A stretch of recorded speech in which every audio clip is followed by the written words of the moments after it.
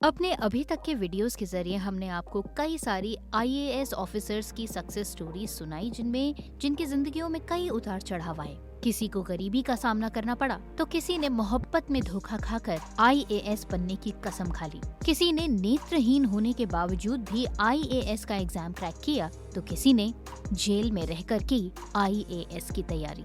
लेकिन आज के इस वीडियो में हम आपको एक ऐसी लड़की की कहानी बताने वाले हैं जिसके घर में ना तो गरीबी का साया था और ना ही वो नेत्रहीन थी। ना तो उसे प्यार में धोखा मिला था और ना ही उसने अपनी जिंदगी में किसी क्राइम को होते हुए देखा था। एक बेहद संभ्रांत परिवार की पंजाब की ये लड़की, जिसकी फैमिली में ऑलरेडी सब लोग हाईली प्लेस्ड थे, उससे ये आशा की जा रही थी कि वो भी लाइफ में बहुत अच्छी पढ़ाई करके आईएएस ऑफिसर बने। लेकिन क्या किया जाए अगर कोई बच्चा ऐसा न कर पाए तो, और इसी बात की वजह से धीरे धीरे डिप्रेशन में आ जाए और उसके बाद वो स्कूल में फेल हो जाए। क्या आप ऐसे बच्चे से एक्सपेक्ट कर सकते हैं कि वो बच्चा आगे चल के आईएएस का एग्जाम पास कर पाएगा? शायद आपका जवाब होगा नहीं। लेकिन यहाँ पर इस कहानी में ट्विस्ट है, और वो ट्विस्ट ये है कि ये लड़की जो काफी समय तक डिप्रेशन में रही, जो स्कूल में फेल हुई, जिसके ऊपर इस बात का दबाव था कि परिवार में सभी लोग बहुत अच्छी पोस्ट पर काम कर रहे हैं, वो लड़की आखिरकार अपने सभी दबावों, दुखों, परेशानियों और डिप्रेशन को भूलकर एक दिन बनी आईएएस ऑफिसर, और वो भी अपने पहले ही अटेम्प्ट में। तो चलिए आज आपको बताते हैं पंजाब की रुक्मणी रियार की कहानी।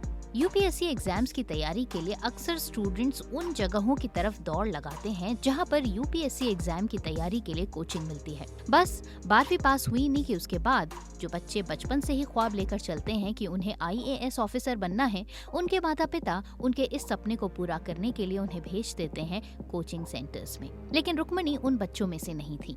रुक्मणी बचपन में कोई बहुत ब्रिलियंट और इंटेलिजेंट स्टूडेंट नहीं थी, एक एवरेज स्टूडेंट थी। पंजाब के गुरदासपुर से रुक्मणी ने अपनी बेसिक एजुकेशन की।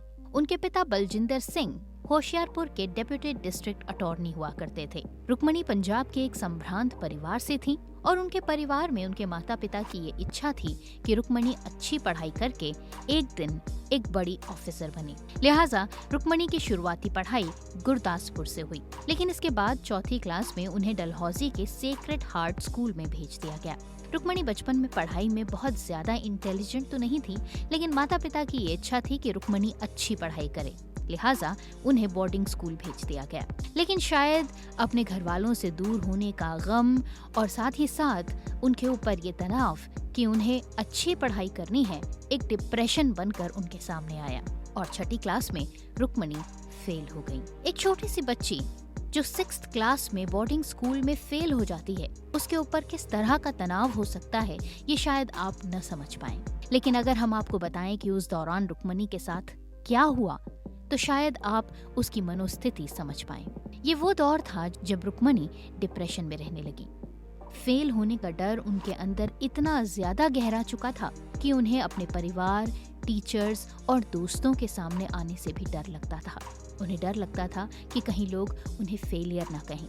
उन्हें डर लगता था कि कहीं कोई उनसे ये ना पूछ ले कि वो अब कौन सी क्लास में है। उन्हें डर लगता था कि कहीं माता पिता का वो सपना जो उनको लेकर उन्होंने बुना है वो कहीं टूट ना जाए। रुक्मणी का ये डिप्रेशन उन्हें लगातार परेशान कर रहा था, लेकिन रुक्मणी अपने इरादों और हौसलों की पक्की थी। कई महीनों तक तनाव में रहने के बाद आखिरकार रुक्मणी को ये समझ आ ही गया कि डिप्रेशन में रहने से उनके जीवन की कोई भी समस्या का समाधान नहीं हो सकता। लिहाजा उन्हें कुछ ऐसा करना पड़ेगा जिसकी वजह से उनका ये डिप्रेशन हमेशा हमेशा के लिए उनसे दूर हो जाए और वो पढ़ाई पर कंसंट्रेट कर सकें।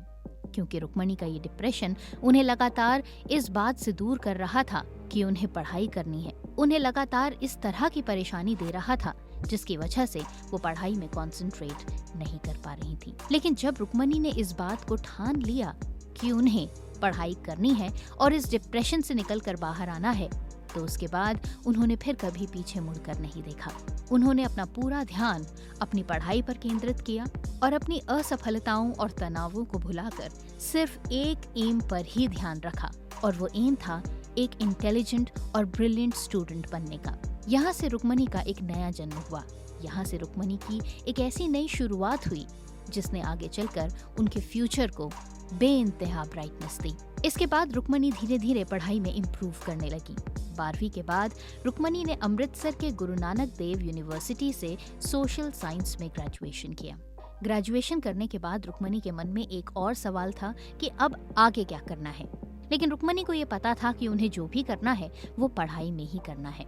लिहाजा इसके बाद उन्होंने टाटा इंस्टीट्यूट ऑफ मुंबई से सोशल साइंस में मास्टर्स की डिग्री हासिल की और अपने कॉलेज की गोल्ड मेडलिस्ट बनी। पोस्ट ग्रेजुएशन के बाद रुक्मणी ने योजना आयोग के अलावा मैसूर में अशोदया और मुंबई में अन्नपूर्णा महिला मंडल जैसी एनजीओज के साथ इंटर्नशिप की और इस दौरान रुक्मणी ने सिविल सर्विसेज के लिए भी तैयारी शुरू की और अपने माता पिता का वो सपना पूरा करने की ठान ली जिसके तहत उन्हें यूपीएससी एग्जाम पास करना था।